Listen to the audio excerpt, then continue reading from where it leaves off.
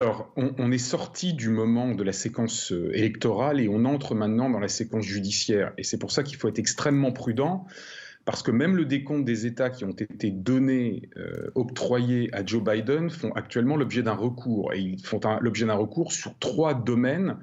Donc tout est absolument possible, y compris encore, et il faut vraiment être extrêmement mesuré, d'abord une bataille de très long terme, et deuxièmement, au bout final, une victoire de Donald Trump. Tout est possible. En 2 mots, pourquoi ? Parce que d'une part, il y a une comptabilisation des votes. Et là, on est vraiment dans la partie juridique. Il faut vraiment essayer de comprendre très rapidement de quoi il s'agit. Certains votes ont été comptabilisés, sont arrivés par la poste après la fin du scrutin du 3 novembre. Or, dans un certain nombre d'États, qui sont en particulier des États à bascule, la loi interdit de prendre en compte de comptabiliser ce type de vote.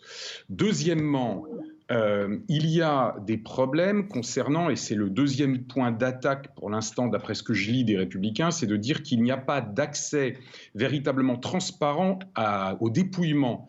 Et donc, un certain nombre d'observateurs demandent à pouvoir assister au dépouillement.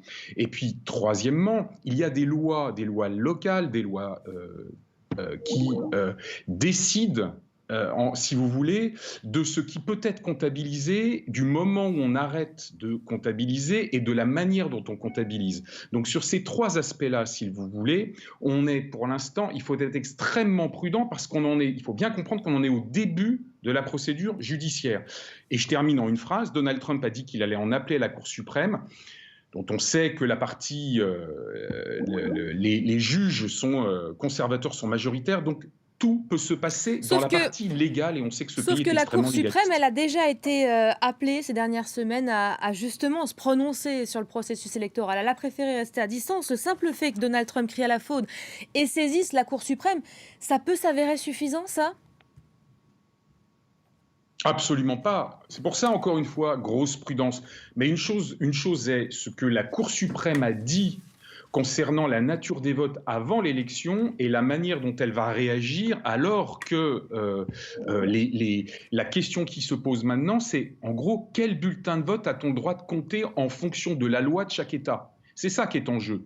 Et Donald Trump essaye de dire, et on va voir si ça marche pour lui ou pas, certains votes ont été pris en compte alors qu'ils n'auraient pas dû l'être dans le cadre de la loi même de certains États. Et comme vous l'avez compris, c'est dans les 5 ou 6 États, les 7 États, mais particulièrement 4 ou 5 États, comme l'a dit votre collègue, qui sont effectivement en jeu, que la question cruciale va être, est-ce qu'on prend tout en compte ou est-ce qu'on prend une partie en compte, et ça pourrait totalement changer le résultat.